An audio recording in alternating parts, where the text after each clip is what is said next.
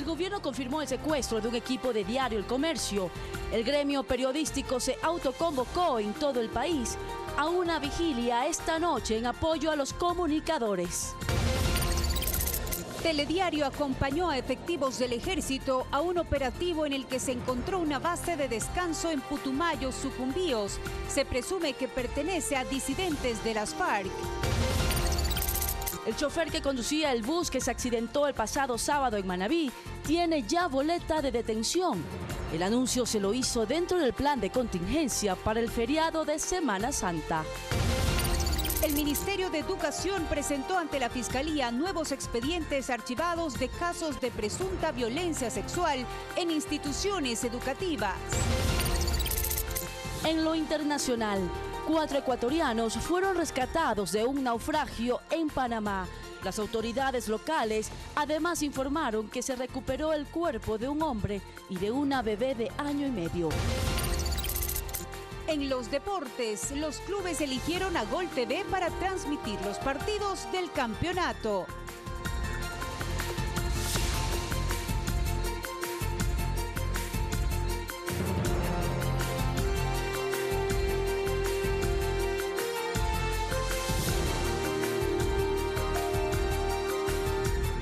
Amigos de todo el país, muy buenas noches. Gracias por acompañarnos. Tenemos importante información que compartir con todos ustedes en emisión estelar de Telediario. ¿Cómo estás, Mariuxi? Buenas noches. ¿Qué tal, Valeria? Muy buenas noches. Así es, preste mucha atención a la siguiente información. Aquí iniciamos. Les contamos que el gobierno confirma el secuestro de un equipo periodístico de Diario El Comercio en la región limítrofe de Esmeraldas. El ministro del Interior, César Navas, reveló que ya hubo un contacto con los secuestradores y que los trabajadores del medio se encuentran bien.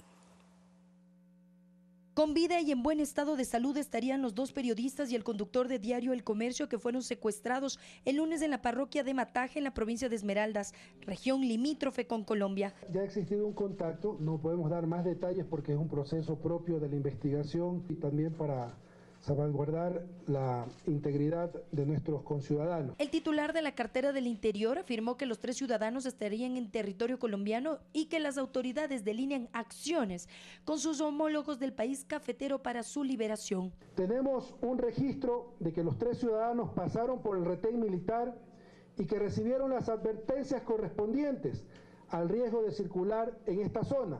El gobierno de Ecuador se solidarizó con las familias de los trabajadores del rotativo y anunció que no escatimará esfuerzos para precautelar la seguridad de los ciudadanos. Nos reunimos con los familiares de los ciudadanos secuestrados, a quienes se les brindó más detalles de lo ocurrido y se les dio información sobre los protocolos que se deben de seguir en estos casos. Ante los hechos de violencia en la región limítrofe norte, el gobierno a través de las fuerzas de seguridad combatirá al crimen organizado para que el país no se convierta en territorio de tránsito de drogas. La amenaza no está operando en nuestro territorio. En nuestro país no están los cultivos de droga. En nuestro país no están los laboratorios de droga. Se ha reforzado nuestra presencia en la frontera norte y hemos tenido resultados muy positivos. Incautaciones de drogas, precursores químicos, la detención a miembros de estos grupos armados organizados disidentes. Para tomar medidas y evitar que la violencia cobre más vidas en la frontera, el gobierno convocó al Consejo de Seguridad Pública del Estado. La prohibición de la circulación de los ciudadanos que no habiten en las zonas cercanas al límite político internacional en el cantón San Lorenzo. El ministro Navas pidió a los periodistas respetar el protocolo de cobertura que ha emitido la institución en el marco del estado de excepción que rige en los cantones de San Lorenzo y Eloy Alfaro en Esmeraldas. Valeria Villarroel, Telediario. Mientras tanto, periodistas del país se suman a la vigilia por los colegas secuestrados el lunes en Mataje, en la provincia de Esmeraldas, límite fronterizo con Colombia. Una de las concentraciones se realiza a esta hora en la Plaza Grande de Quito, lugar donde se encuentra Ubel Onofre, quien nos cuenta los detalles. Ubel, buenas noches. En efecto, aquí en los exteriores del Palacio de Carondelet se han apostado algunos colegas periodistas para reclamar al gobierno y también a las autoridades colombianas el rescate de los 3 compañeros periodistas de Diario El Comercio que permanecen cautivos en la frontera norte, posiblemente ya en territorio colombiano, según lo dijeron las autoridades esta mañana. Aquí han llegado algunos compañeros de diferentes medios de comunicación con velas y también con pancartas para solidarizarse con las familias y realizar este reclamo, esperando que se encuentren con vida y con bien y que regresen a casa sanos y salvos. Ustedes saben que las autoridades confirmaron oficialmente que los 3 miembros del equipo periodístico de Diario El Comercio fueron secuestrados la mañana de este lunes mientras realizaban su labor en el cordón fronterizo con Colombia, específicamente en Mataje, provincia de Esmeraldas, un punto caliente por los últimos sucesos relacionados con grupos armados que ya han provocado actos violentos en la zona. El secuestro se confirmó porque hubo un contacto con los captores, quienes aseguraron que los colegas periodistas se encuentran bien. A continuación escuchemos parte de las reacciones de algunos periodistas de diferentes medios de comunicación que han llegado hasta aquí a la Plaza Grande a realizar esta vigilia. Nosotros deseamos que retornen vivos acá para seguir informando, tanto bien para el país y como para la familia igual. Nosotros podemos hacer otra cosa más que pedir al gobierno que nos dé una respuesta, que les queremos vivos de regreso a sus casas, a sus hogares y nuevamente a nuestro lado. Exhortamos al señor presidente de la República y lo que es más al Consejo de Seguridad, dentro de los convenios bilaterales que existe con Colombia, llegar a acuerdos. Lo que es más, exista vida y como muy bien dicen los compañeros, los queremos vivos a los compañeros. Y también muy temprano las autoridades manifestaron que los trabajadores del medio de comunicación se registraron en el control militar antes de pasar a esta zona de riesgo y enfatizaron que recibieron advertencias del peligro que representaba circular por la zona. El ministro de Defensa ha estado también presente en esta vigilia y a continuación escuchemos parte de sus declaraciones. Es que la consigna es que tienen que regresar vivos. Tenemos que hacer todo para que regresen vivos y que seguro nos faltan 3 en este momento, pero esperemos que pronto estén con nosotros. Estamos en un momento complicado en el cual esperemos que el Estado pueda entregar la seguridad a sus conciudadanos, que es lo que buscamos todos.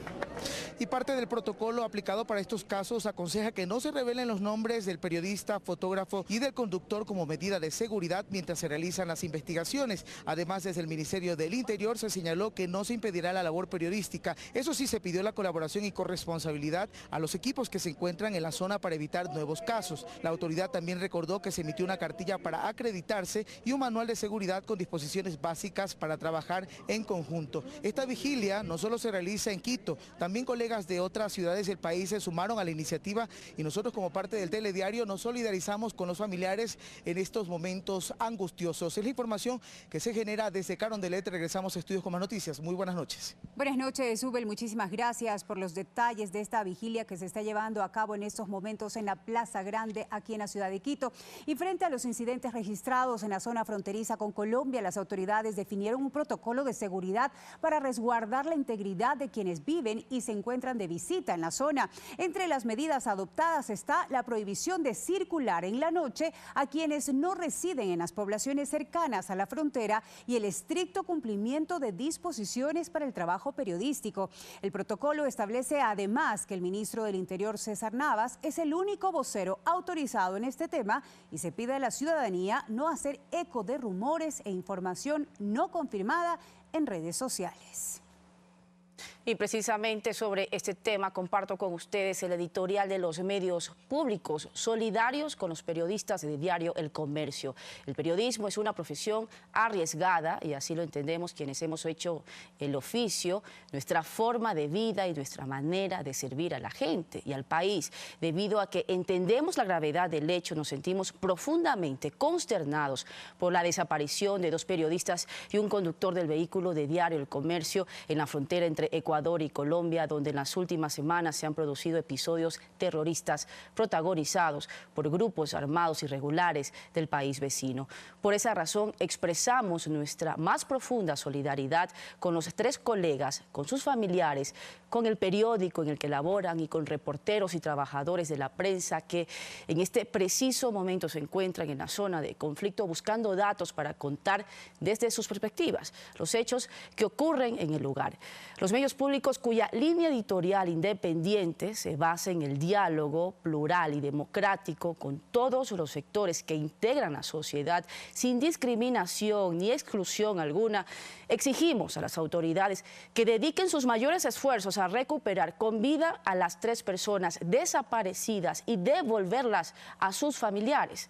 Solicitamos además que las fuerzas militares y policiales ecuatorianas a cargo de resguardar dicha zona refuercen la protección a los pobladores que habitan en los alrededores de la línea fronteriza, así como a los periodistas que cumplen su deber ético de informar aún a costa de poner en peligro sus vidas. Los medios públicos expresan su confianza en que el Ecuador unido pueda enfrentar con éxito la creciente amenaza contra la seguridad del país en la frontera norte. Por su lado, legisladores de diversas tendencias expresan su preocupación ante lo sucedido en la zona de frontera y piden a la presidenta Elizabeth Cabezas se suspenda el receso legislativo. Ante la coyuntura provocada por la inseguridad en la provincia de Esmeraldas, la violencia desatada en estos 3 meses, la muerte de 3 uniformados y el secuestro de un equipo periodístico, los legisladores consideran que deben retomar actividades. Y hago un llamado a la señora presidenta de la Asamblea Nacional que dejemos la vacancia legislativa y nos reunamos conjuntamente con el Ministerio del Interior, con las gloriosas Fuerzas Armadas y tomar correctivos. Por la delicadeza del problema, aseguran, el Parlamento debe de manera urgente sesionar para adoptar una resolución. De que periodistas ecuatorianos estén secuestrados en la frontera norte, esto está rebasando ya los límites y sin duda nosotros tenemos que tomar cartas en el asunto. Franklin Samaniego cree que debe haber una reacción no solo a nivel de defensa de parte del Ecuador, sino también en lo político. Reforzar la actividad de inteligencia y la actividad de seguridad interna y externa. Yo creo que la diplomacia tiene también que darle respuestas al país. Una decisión sería la conformación de una comisión especial de legisladores que viajará en los próximos días a conocer in situ la situación en el norte del país. Ha sido inclusive un pedido de nuestro compañero Lenín Plaza el que se conforme una comisión especial para hacer un proceso de investigación al respecto. Por lo pronto, la presidenta de la Asamblea, Elizabeth Cabezas, asistirá a una reunión del Consejo Nacional de Seguridad convocada para este miércoles. Alexis Moncayo, Telediario. Y el ejército ecuatoriano halló en la zona de Mansayá, perteneciente al cantón Putumayo, provincia de Sucumbíos, un campamento que, de acuerdo a información de inteligencia, servía como base de descanso de miembros disidentes de las FARC. Un equipo de Telediario acompañó a los militares en este operativo. La operación se la planificó desde el batallón de Selva 55 Putumayo. El coronel Carlos Ayala tenía la misión de verificar la ubicación y desmantelar un campamento de disidentes de las FARC, perteneciente al Frente 48 Heller Mosquera, que de acuerdo a informes de inteligencia estaba ubicado en la zona de Mansayá, perteneciente al cantón Putumayo, provincia de Sucumbíos. Listos para la operación, el siguiente paso fue un desplazamiento de unos 30 minutos por el río Putumayo, aguas arriba. Ubicado el punto, los primeros comandos iniciaron con el desembarque y formaron un anillo de seguridad para que luego se proceda con el desembarco vertical de efectivos desde un helicóptero. Internados en la selva, la inspección y el avance por las picas fue con mucha cautela, pues había el riesgo de la existencia de trampas con explosivos para alertar a los ocupantes de la base. A lo largo del sendero se hallaban indicios de presencia de personas en la zona. Desde tierra se recurrió a la tecnología para solicitar apoyo aéreo si así se lo llegara a necesitar. De aquí vamos a establecer un contacto, un enlace en tiempo real con el puesto de mando que se encuentra en este momento en el BS-55. Comprobado de que no existiría mayor riesgo, se verificó que la información proporcionada por inteligencia fue cierta. Esta instalación era ocupada por no menos de 10 personas. Se halló carteles y volantes alusivos a las FARC, medicinas, gasas usadas, una cocina y alimentos. Aparentemente aquí estuvieron descansando. Parecería ser que hay una persona que estuvo herida, que fue inclusive intervenida en la noche de ayer, porque encontramos vendajes, medicina, que nos hace presumir de que alguien estaba curándose de alguna herida. Estamos en la zona de Mansayá, en el Putumayo. Bases guerrilleras como estas encuentra a diario el ejército ecuatoriano a lo largo de los 730 kilómetros de frontera entre Ecuador y Colombia. Tenemos información de inteligencia comprobada que son disidentes del Frente 48 de las FARC. Inclusive hemos encontrado encaletado unos panfletos donde ellos piden las famosas vacunas, que son el aporte económico mensual que le piden a toda clase de gente, desde el más pobre, $10, hasta el más rico, que le piden de acuerdo a la posición económica. En este operativo intervinieron 140 hombres. En operaciones similares, en lo que va del año, el Batallón de Selva 55 Putumayo ha ejecutado incautaciones de precursores químicos y droga. 3 personas dedicadas a los ilícitos negocios de transporte de droga y municiones fueron detenidas y puestas a órdenes de la justicia. Desde Mataje en Esmeraldas hasta Nuevo Rocafuerte en la provincia de Orellana, el ejército tiene la misión de vigilar 730 kilómetros de frontera. Ahora más que nunca, los soldados ecuatorianos, con los recursos logísticos que cuentan, buscan neutralizar cualquier intento de vulnerar la seguridad en los poblados fronterizos. En el nororiente del país, con imágenes de Wilson Chuquitarco, Javier Ceballos, Telediario.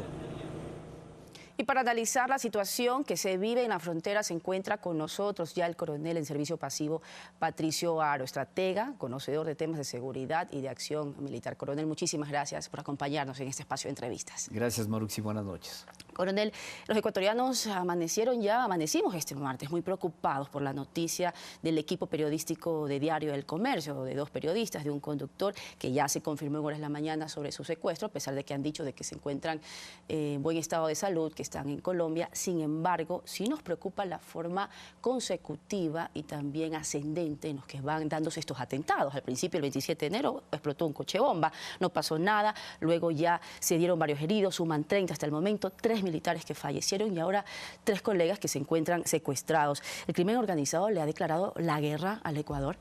En efecto, sí.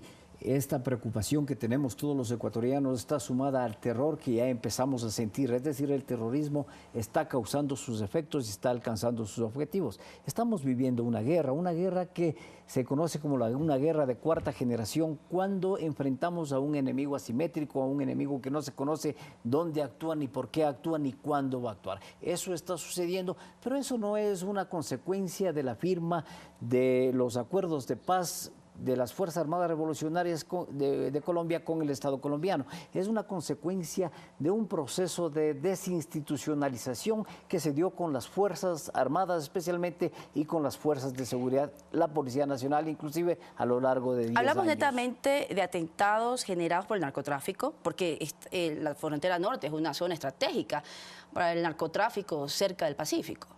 La confirmación es absolutamente realizada cuando varios analistas y varias autoridades colombianas han dicho que cerca del 30% de los frentes que actuaban al interior del estado, del territorio colombiano, no se acogieron al proceso de paz. Esos disidentes al proceso de paz son los que están actuando precisamente con el narcotráfico, son los que tienen relación directa con los embrios, con los laboratorios y también con el tránsito de estupefacientes. Eso es muy grave y por eso está desatada esta ola de violencia. ¿Ha fallado tal vez en años anteriores las seguridades, las estrategias que se debieron ajustar para que no se dé precisamente lo que se está viviendo ya hace 2 meses? Simplemente se dieron una serie de acciones desde el primer contacto que se dio cuando algún revolucionario tomó contacto con el mono Jojoy para recibir, y eso lo supo el mundo entero, para recibir ayuda para la campaña para la presidencia de la República. También se permitió el asentamiento en Angostura del cuartel general del 2º hombre de las Fuerzas Armadas Revolucionarias de Colombia, de Raúl Reyes. En esta situación también se tomaron medidas políticas, se hizo una enmienda constitucional en que a las Fuerzas Armadas se le daba una tarea policial, se le puso como fuerza auxiliar de policía y de alguna manera se le restó su capacidad natural, su misión natural, que es proteger la soberanía y la integridad territorial. Estos hechos y esos acontecimientos llegaron al punto que estamos hoy los ecuatorianos viviendo desgraciadamente. Ahora, muchos queremos entender por qué el ministro Navas, en su declaración en horas de la mañana para dar información sobre la situación del equipo periodístico de El Comercio, habló sobre de que tenía que haber existido una corresponsabilidad, porque se les habría advertido a los periodistas, se les había entregado una cartilla de protocolos precisamente para poder cubrir este tipo de situaciones. Usted en su experiencia nos podrá explicar un poco mejor qué sucedió. ¿El gobierno debe ser totalmente responsable de que ellos regresen con vida? Las declaraciones del ministro del Interior dan precisamente su responsabilidad por omisión. Él dice muy enfáticamente que se le ha advertido a los periodistas que iban a actuar en una zona peligrosa. Esa advertencia no debió haber solo sido esa advertencia, sino que se le debió haber entregado un personal para que proteja la tarea que iban a cumplir los periodistas en la zona peligrosa. Esto no se ha dado simplemente porque también se omitió una capacitación y un entrenamiento a los periodistas que ingresan a una zona de guerra. Antes del conflicto y durante el conflicto del año 95, me refiero, se daban cursos de reporteros de guerra, es decir, a los periodistas que iban a actuar en zonas de guerra se les daba una capacitación militar. Hoy vemos que quien ingresa a la zona de guerra inclusive tendrá cuidado. Eso no es. El Estado es absolutamente responsable por el ingreso de los periodistas a las zonas de combate. Y eso también por asuntos ideológicos se retiró del accionar y de la capacitación que ofrecía las Fuerzas Armadas a los periodistas. Hoy se deben retomar inmediatamente estos cursos de reporteros de guerra. Y analizando un poco el accionar de los funcionarios, quisiera también entender un poco, se ha enfatizado el día de hoy, el ministro Navas también lo ha dicho, de que hay que entender de que no se está operando en nuestro país, de que el narcotráfico, de que los cultivos de coca no se encuentran en nuestro país. Sin embargo, los atentados se están dando en la frontera norte. Las acciones precisamente de esa amenaza simétrica se están dando en nuestro territorio. Y la amenaza viene desde afuera, absolutamente. ¿Se podría infiltrar? Sí, pero desde luego se están infiltrando en nuestro territorio. Y la acción de defensa del territorio debe estar a cargo de las Fuerzas Armadas en la zona fronteriza. Debe regresar los trabajos de inteligencia a las Fuerzas Armadas, lo que en su momento lo hacía SENAI, la operatividad. La SENAI era una organización inicialmente creada con un propósito, y ese propósito estratégico que debe tener todo Estado. Inteligencia estratégica que debe servir al tomador de decisiones para que precisamente a eso, a tomar decisiones. Sin embargo, la SENAI se convirtió en una policía política, se convirtió en una pesquisa, la de los años 70 del siglo pasado en Ecuador. Eso es lo que hacía, perseguir a los opositores políticos. Hoy, con la reestructuración que se le debe dar a la organización de inteligencia, como quiera llamarse, va a haber inteligencia estratégica, debe haber inteligencia estratégica en todos los campos y también, obviamente, inteligencia militar e inteligencia policial. Sin embargo, también los ciudadanos debemos aportar enormemente. En las redes sociales hoy se dice una serie de horrores que simplemente ayudan a los terroristas a generar pánico en la sociedad.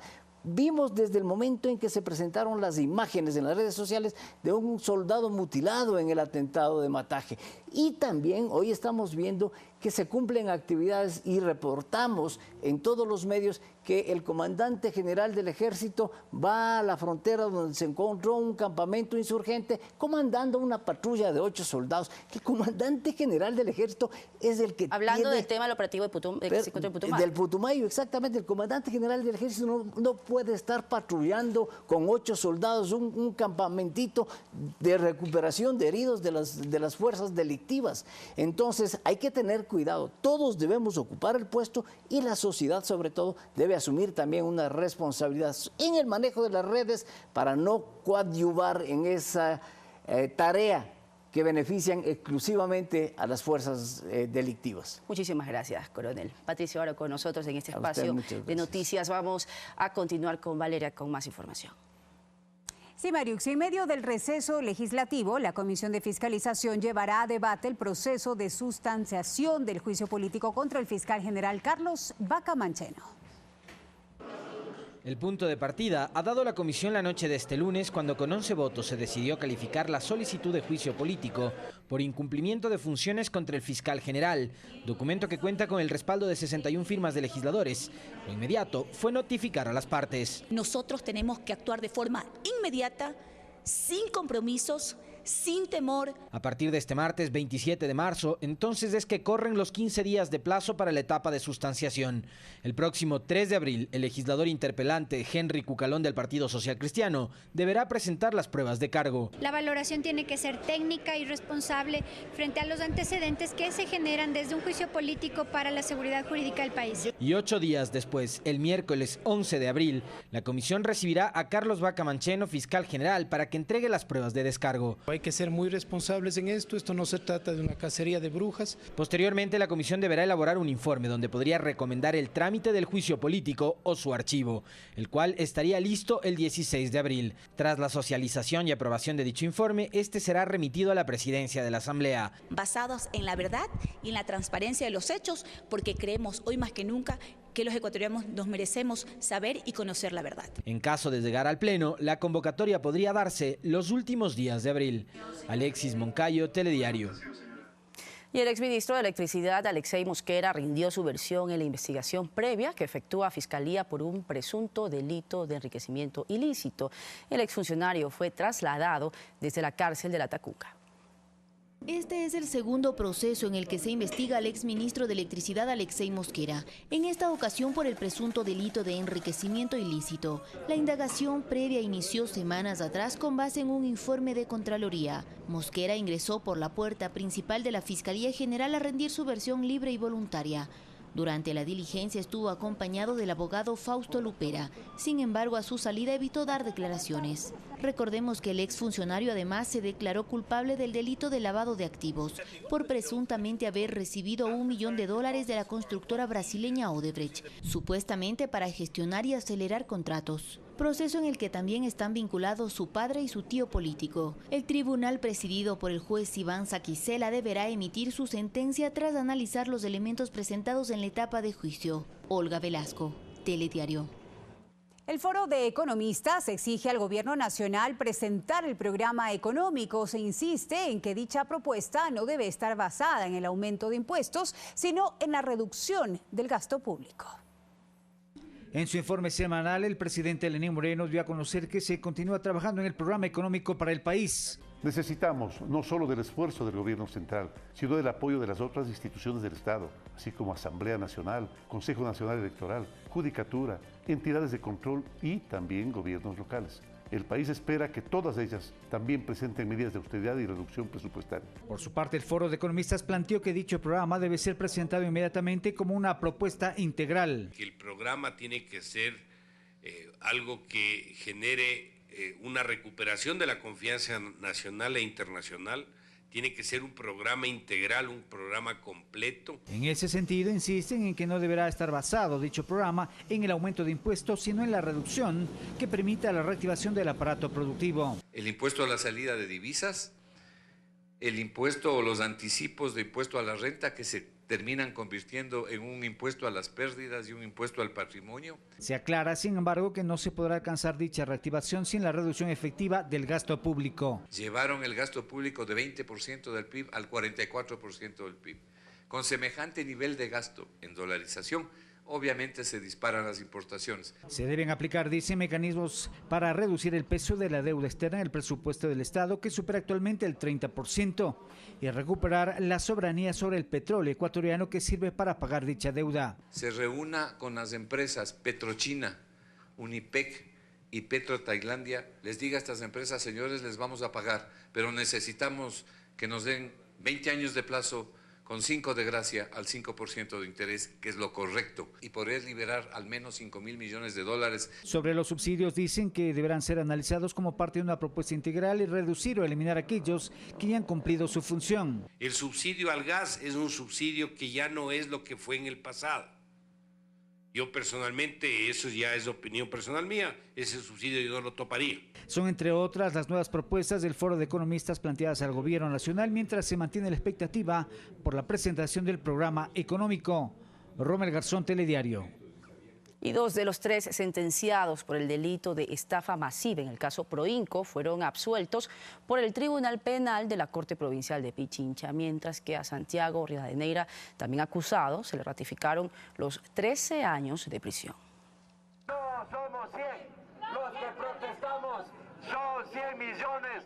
Entre gritos de indignación de los perjudicados, concluyó este martes la audiencia de apelación de la sentencia contra Santiago Rivadeneira, Fernando Cobo y María José Gálvez, ejecutivos de las empresas vinculadas a la financiera Proinco, y quienes fueron sentenciados a 13 años de prisión por el delito de estafa masiva. Mónica Bravo y Narcisa Pacheco, juezas del Tribunal de la Sala Única Penal de la Corte Provincial de Pichincha, aceptaron el recurso de apelación a favor de Cobo y Gálvez. Rivadeneira guarda prisión por un delito que hace 1 año y 9 meses dejó un perjuicio de alrededor de $100 millones. María Susana Rodríguez, fiscal a cargo del caso, dijo sentirse decepcionada una vez que las juezas han dado de baja un posicionamiento fuerte de la Fiscalía. Santiago Rivadeneira Troya no actuó solo, actuó por intermedio de sus gerentes, que son las personas que firmaron cada uno de los documentos.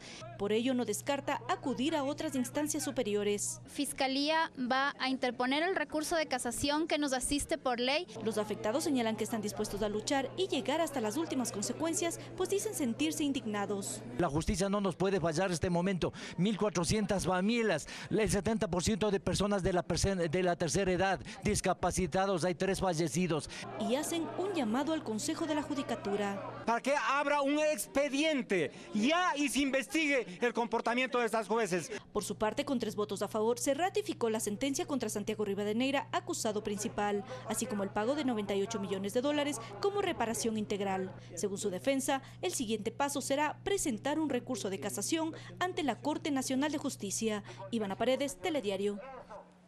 Y atención, hace pocos minutos la Policía Nacional confirmó el asesinato de Gavis Glenda Moreano de León, quien se desempeñaba como directora del Centro de Rehabilitación Social Femenino de Guayaquil.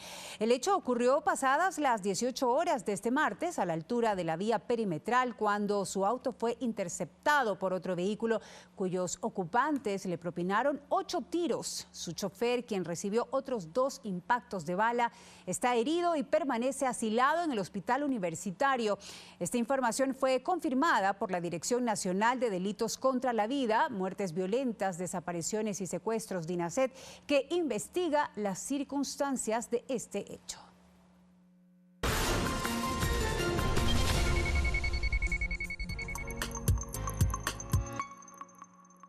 Personajes que influyeron en la historia nos cuentan de su vida.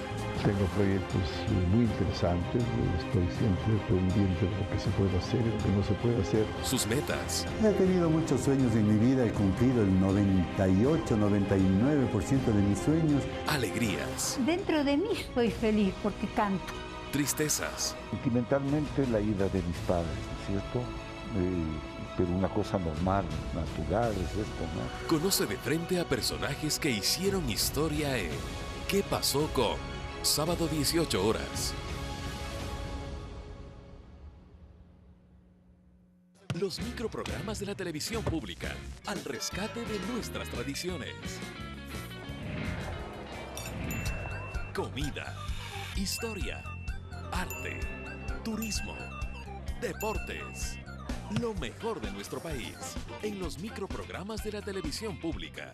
De lunes a viernes a las 19:30. Por Ecuador TV.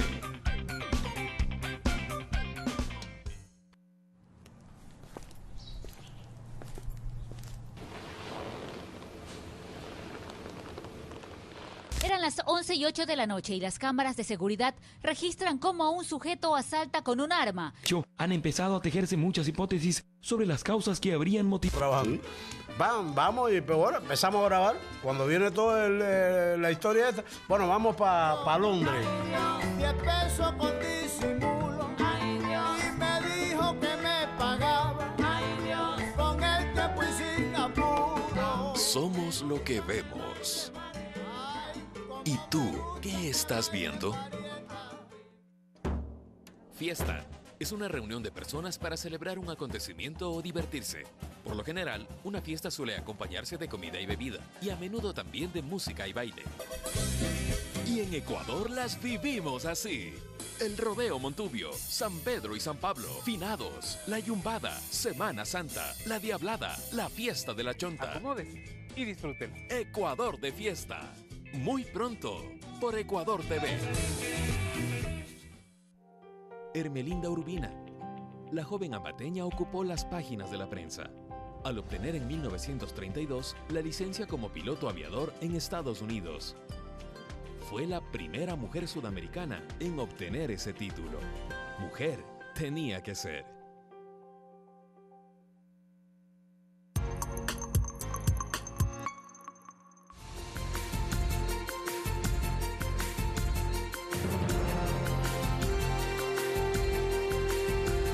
Estamos de regreso con más noticias. Contraflujos, así como un despliegue de agentes en vías y terminales, están dispuestos en el plan de contingencia que los organismos de control de tránsito utilizarán durante el feriado de Semana Santa.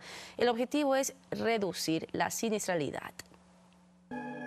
Semana Santa, tercer feriado del año, es uno de los que mayor movilidad genera en el país. Solo en 2017 se registraron 741.000 viajes, generando $44 millones en las zonas visitadas. El flujo consideran las autoridades que aumentará en este 2018. Que la gente salga, que la gente visite, que la gente disfrute. Por ello se ha dispuesto un plan de contingencia en todas las carreteras del país, donde más de 6.000 agentes estarán encargados de los controles, como por ejemplo el cumplimiento de los contraflujos, que este viernes serán habilitados en todas las salidas de Quito.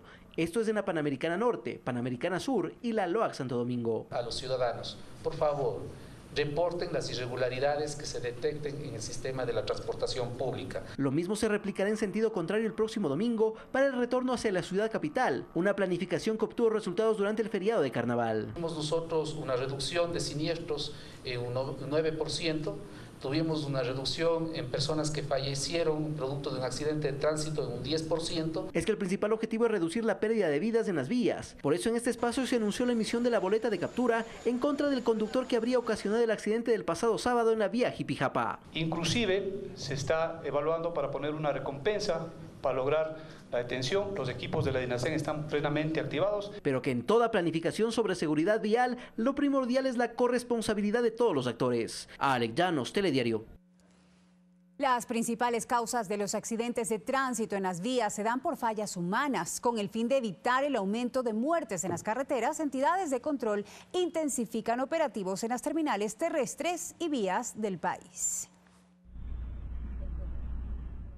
Un conductor desatento o distraído es una de las principales causas que provocan accidentes viales. Según la Agencia Nacional de Tránsito, el 19.38% de las tragedias en las carreteras se debe a la falta de atención e incluso al cansancio. Estamos de descanso, nosotros trabajamos noche y día, trabajamos más de 24 horas.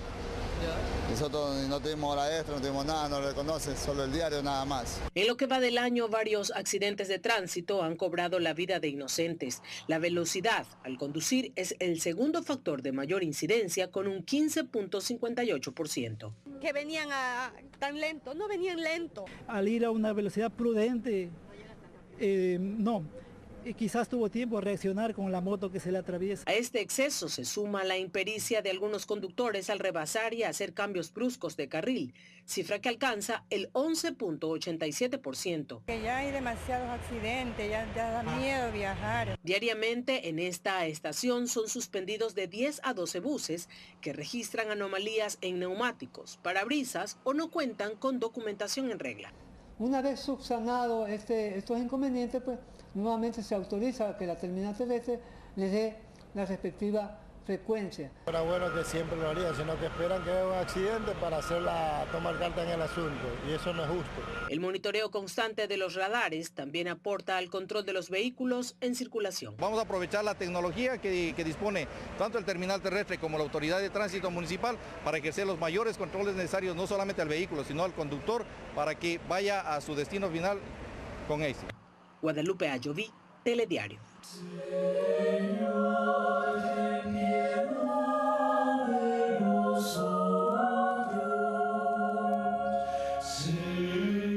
Y la Semana Santa llegó y con ella el plato típico de la época, la fanesca en Quito. En Quito, sí, locales de comida y ferias ofertan una gran variedad de esta deliciosa tradición. Por más de 28 años, la Asociación de Comidas Típicas del Ecuador se da cita para realizar la fanesca, plato típico de Semana Santa. En esta ocasión se encuentran en la plataforma del Ministerio de Agricultura y Ganadería, ofreciendo este exquisito plato a ecuatorianos y turistas que visitan nuestro país. Esta tradición tiene de muchos años atrás. Nosotros lo que hacemos es rescatar nuestra comida típica ecuatoriana.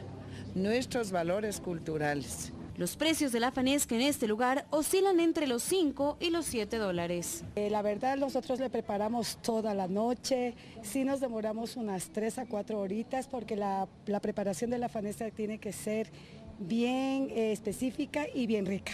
Los precios accesibles a todo nivel social, digámoslo así, es riquísimo y uno que también hay que apoyar aquí a los emprendimientos de las señoras, ¿no? Los pristiños, el arroz con leche y los higos son algunos de los dulces que acompañan a la fanesca. Dulce de higo se puede encontrar en el valor de $2 acompañado de un queso. Esta feria gastronómica estará acentuada en la plataforma del Ministerio de Agricultura y Ganadería hasta el día sábado 31 de marzo, de 8 a 20 horas. Carla Arcentales, Telediario.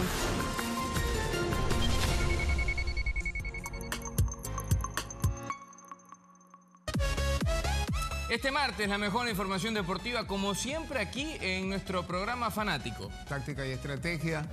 ¿Por qué ganan los equipos en la última fecha? ¿Y por qué otros favoritos están en derrumbe? La respuesta, esta noche. No se la pierda aquí en esta cancha donde la pelota nunca sale. Los esperamos.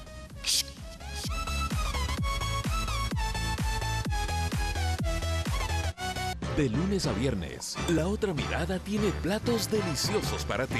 Prepara un pelao de gallina. Vamos a picar un poco más la gallina. Pimienta. Un amero relleno. Un poquito de limón. Los golfeados. Colocamos nuevamente en el bol. Una media panela de 1 kilogramo. Saborea los platos más exquisitos en La Otra Mirada Gastronómico. Chúpate los dedos. De lunes a viernes, 12:30. La labor de un periodista está siempre en un constante cambio. Tenemos que devolver el sentido a las palabras para ser fieles al relato de los hechos. No quedarse en lo superficial, saber el qué, cómo, cuándo, dónde y sobre todo el por qué. El mundo está lleno de historias que merecen ser contadas. Nuestra labor está en dejar que los hechos hablen por sí mismos. Y hacer que los ciudadanos reflexionen sobre las noticias que están mirando. Y que éstas te permitan un mayor entendimiento del mundo. Contamos con el equipo periodístico y técnico más grande del país. Y una amplia trayectoria que certifica nuestro compromiso de informar. Con la mayor cobertura, que llega a todos los rincones del país. Para traer la información de primera mano, veraz y oportuna. Tenemos claro nuestro reto, cada día entregar a las personas lo que se merecen. Información de calidad. Si es noticia, está en Telediario. Sí, ya de esta no me salva nadie.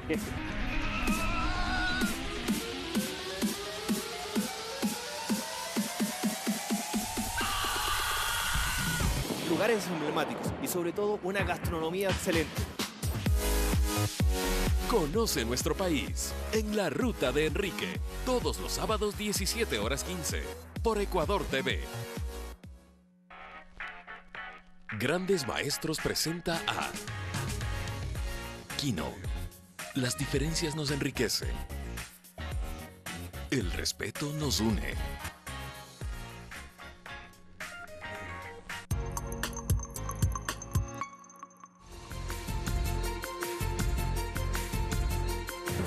Revisamos información del mundo. 2 muertos deja hasta el momento el naufragio de una embarcación en Panamá en la que viajaban migrantes irregulares, entre ellos 4 ecuatorianos, uno de los cuales logró ser rescatado.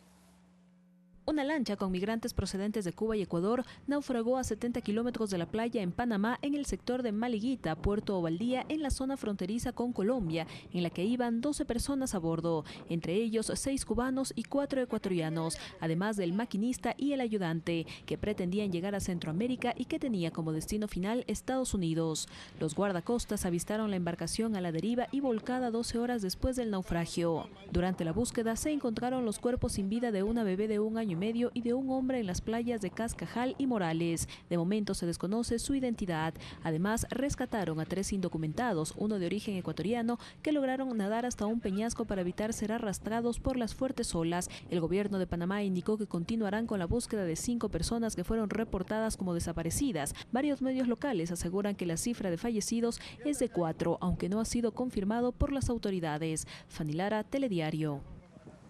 Y el presidente de Bolivia, Evo Morales, estima que el fallo de La Haya será a fin de este año. El anuncio lo hizo tras su arribo al país procedente de La Haya, Holanda, donde acompañó la última audiencia de los alegatos orales en el proceso contra Chile en busca de una salida soberana al Pacífico.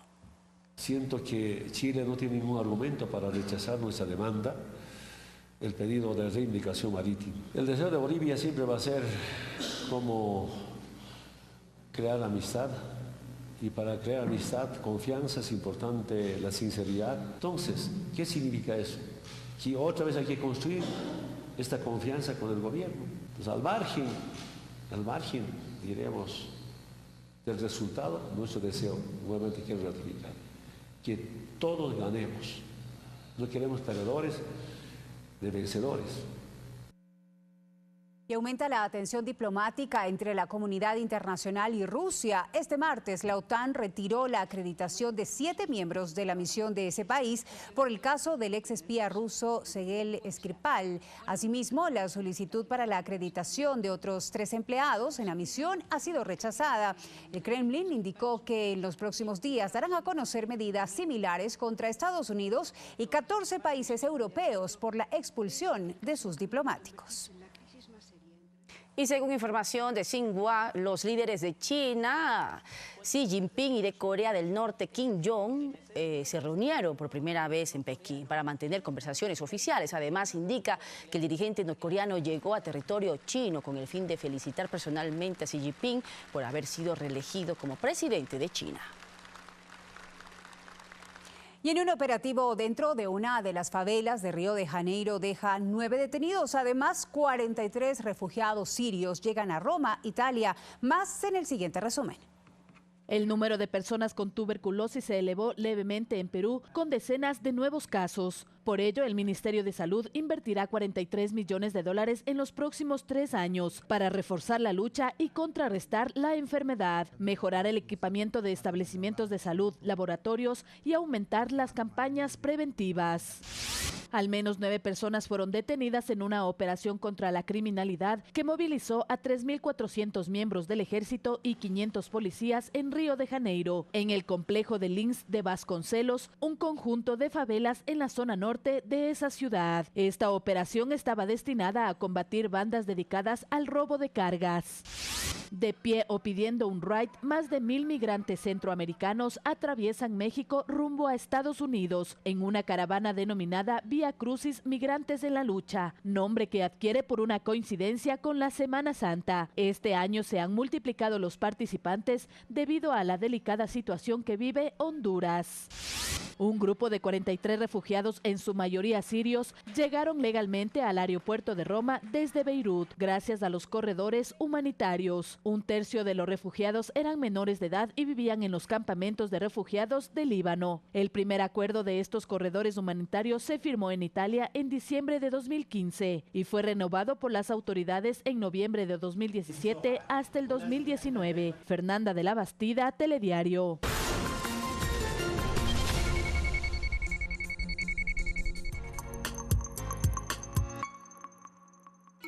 María Félix es la democratización no solamente de México, sino de la mujer mexicana. Ahora deberás tener valor para tu verdad, para la verdad de los dos. ¿Te entregas a mí o me destruyes? Biografías. Hoy, 22:30. Por Ecuador TV. 3 números te conectan a personajes fascinantes. Compartiremos con ustedes el secreto del ecuatoriano que prepara la mejor espumilla de Nueva York. 3 números que te llevan a conocer historias de lucha. Conoceremos la increíble historia de Vladimir Quito, joven ecuatoriano que después de haber vivido indocumentado, logró algo inimaginable. 3 números que te conectan con Ecuador. Muy pronto estaremos lanzando nuestra nueva temporada de 593 Ecuador por la señal de Ecuador TV. Humor, ocurrencias y diversión en Avespados. De lunes a viernes 20 horas. Avespados, alzando pelito. Por Ecuador TV. Todos los días a las 5:30 de la mañana. Infórmate sobre los temas de actualidad agrícola. Consejos, noticias importantes. La fortaleza de un cabo. Para estar bien alimentado necesitamos consumir nabo. Y un poco de humor. Todo lo que necesitas para que empieces tu jornada con la mejor de las energías. Tierra y mar. Las noticias del agro. De lunes a viernes 5:30 de la mañana. Por Ecuador TV.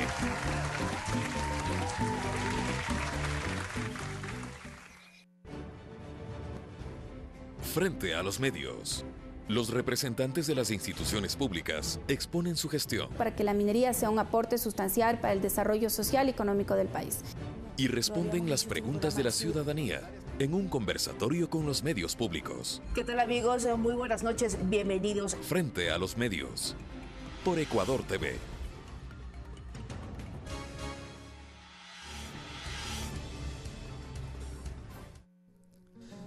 Carlota Jaramillo, la reina del pasillo. Esta dama quiteña resaltaba por su canto y carisma. Es una de las máximas exponentes de la música nacional y un orgullo para todos los ecuatorianos. Mujer tenía que ser.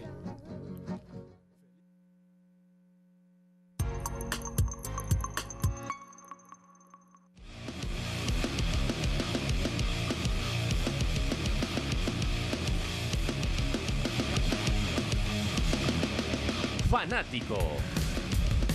Fanáticos, ¿cómo están? Bienvenidos. Es un gusto acompañarlos en esta noche con información deportiva. Hay mucho que revisar y vamos a hacerlo con el fin de la novela. Con eso arrancamos porque los derechos de televisión al fin fueron adjudicados de manera, claro, seguramente por el momento extraoficial, porque faltarán legalizar algunos documentos para esto, pero la transmisión del fútbol ecuatoriano será para Gol TV. Esta empresa uruguaya, dirigida por Paco Casal, un hombre empresario reconocido a nivel mundial con respecto a este tema, claro, por cosas buenas, lo que es llevar el fútbol de muchos países y las transmisiones. Por eso, pues lógicamente el fútbol ecuatoriano en principio lo había tomado en cuenta después de toda esta novela eterna con respecto a nuevos concursos, a nuevas participaciones de otras cableras, de otras empresas que se interesaron por el fútbol ecuatoriano. Bueno, hoy los clubes de nuestro país, los clubes de primera categoría, terminaron resolviendo pues que, incluso, ojo, es un tema por unanimidad de que Gol TV sea la empresa que maneje los derechos de transmisión del fútbol ecuatoriano. Revisemos a continuación todo lo sucedido con respecto a este tema. ¿Va a haber transmisión este fin de semana? Vamos a hablar con la gente de Gol TV para poder hacer la transmisión desde este fin de semana. ¿La novela que se terminó por fin? ¿De qué depende? Bueno, depende nada más de la firma del nuevo contrato con lo que es la gente de Gol TV. Es una novela que por fin terminó y con un buen puerto, que Gol TV sea ganadora de los derechos. Bueno, no es una novela que la creamos nosotros, es una novela creada por terceras personas. Se analizó la oferta de las diferentes cableoperadoras que presentaron y en conjunto el fútbol ecuatoriano decidió por una cadena de televisión. Termina ganando Gol TV. ¿Cuál fue lo que determinó su decisión? Bueno, con el tema del monto de la variable es algo justo. Algunos otros ofertantes no hicieron el tema de la garantía, que ellos no podían ofrecer el tema de la garantía. Bueno, y eso es lo que nos inclina a ir al tema de Gol TV. Sí, realmente muy contento porque es la unión del fútbol ecuatoriano. Esto nos da una víspera de tener una gran liga ecuatoriana de fútbol. Hoy los 24 clubes estuvimos de acuerdo en la oferta de Gol TV, que después de un gran análisis, y la verdad que como representante del club y del fútbol ecuatoriano agradecer a todas las demás empresas ofertantes y estoy convencido que nos quedamos con la mejor opción. ¿De las garantías que presentaban la Gol TV era la mejor? Sí, la mejor. Se analizó, hubo una otra propuesta también que estuvo dentro de la par, pero después en consenso con todos los clubes pues se decidió, y como vuelvo y repito, es la unión del fútbol ecuatoriano. Creo que es la primera vez que los 24 clubes o los 24 dirigentes nos ponemos de acuerdo en algo.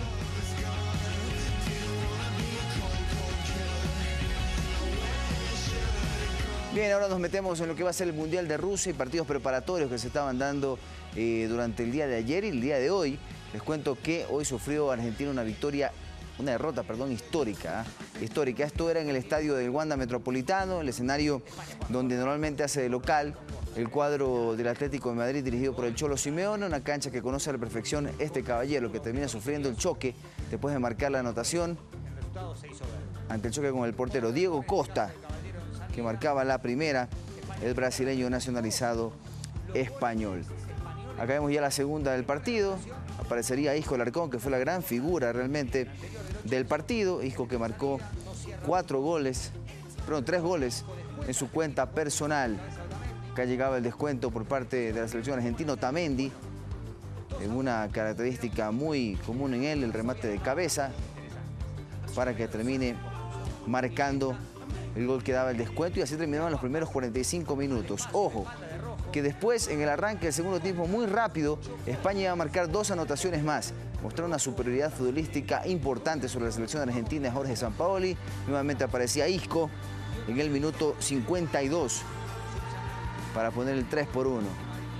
La definición por parte del jugador del Real Madrid, que ya hablaba de una superioridad bastante notable, que se iba a estirar con esta anotación por parte de Thiago Alcántara, el jugador del Bayern Múnich, que después de la jugada de Isco, que intentaba Silva, y después el remate por parte de Thiago Alcántara para poner en el minuto 55 otra más. 4-1 ganaba la selección española, que iba a seguir estirando diferencias porque iba a aparecer nuevamente España con Aspas, que en el minuto 73 ponía el 5-1.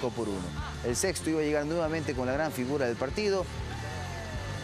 Isco Alarcón nuevamente marcaba para el equipo español, una victoria de esas históricas que solo la sufrió Argentina en el 58 ante Checoslovaquia y en el 2010 ante la selección boliviana en un partido desastroso en La Paz.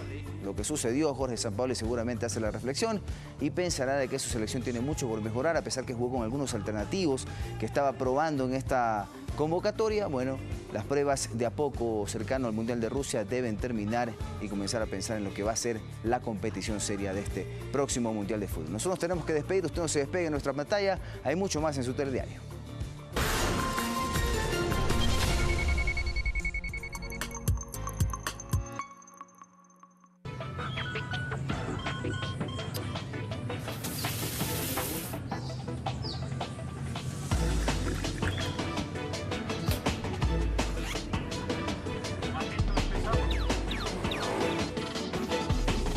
Telediario, primera impresión, con Eduardo Califé, de lunes a viernes 6:55.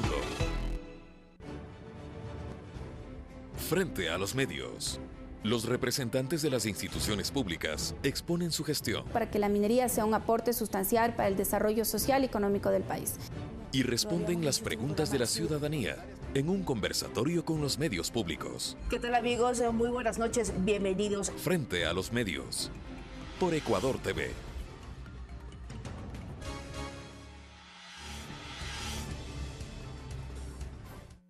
La actualidad siempre de cerca. El grupo terrorista Boko Haram secuestró a más de 100 niñas en una escuela secundaria en Nigeria. Siga el pulso de los últimos acontecimientos. Savitri Mato trabaja en las minas de carbón. Ella es solo una adolescente. Él se siente casi invisible en Berlín. Hace 3 años, Michael llegó desde Polonia. Desde entonces vive en la calle. La información del planeta en Informe Mundial. Sábado 20 horas.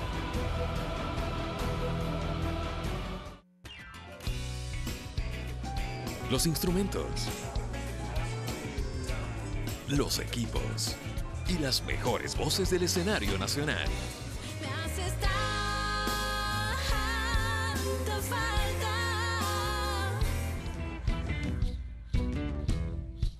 Están listos para Autores en Vivo, todos los viernes 23 horas, por Ecuador TV. Matilde Hidalgo nació en Loja en 1889. en una época complicada para ellas, porque no tenían los mismos derechos que los hombres. Sin embargo, fue la primera ecuatoriana en lograr un doctorado en medicina y la primera mujer en sufragar en Sudamérica. Mujer tenía que ser.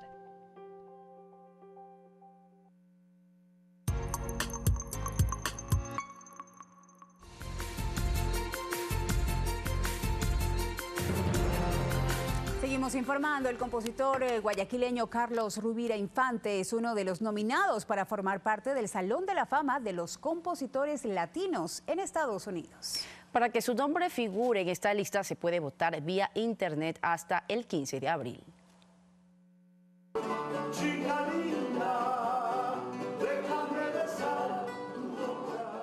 La nominación tomó por sorpresa a él, familiares y amigos. Estoy orgulloso porque me mencionan como uno de los candidatos de los 6 grandes ejemplares de la pluma nacional, mundial, y yo estoy agradecido también.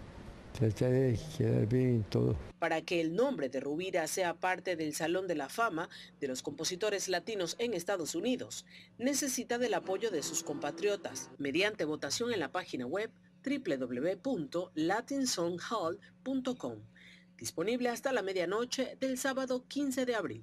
Estamos en la mira del mundo y eso ya es importante. Así que hay que apoyar esta campaña, hay que dar el voto a Rovira Infante. Indudable que esta nominación permite que la creatividad de don Carlos sea conocida mucho más en el extranjero. Sus allegados celebraron esta designación y motivan a la ciudadanía a unir esfuerzos para que Rovira ocupe un lugar en el afamado salón. Todos comenzamos a hacer cadenas para que la gente comience a votar y se hizo algo viral que mucha gente, muchos amigos comenzaron a sentir que ya era hora, como dicen muchos amigos, ya era hora de que exista esto para don Carlos Aurelio Rovira Infante. Y debería haber sido por lo menos unos 15 años, 10, 15 años atrás para que él pueda disfrutar de su nominación.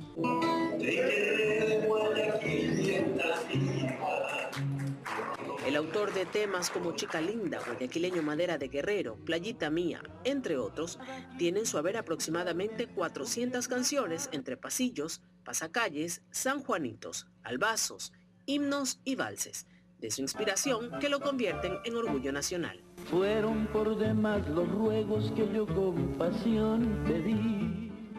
El Salón de la Fama de los Compositores fue fundado en 1969 con el fin de honrar a quienes han contribuido al desarrollo de las canciones más relevantes del cancionero popular mundial. Dejándome a mí, nada quisiste escuchar. Guadalupe Ayoví, Telediario.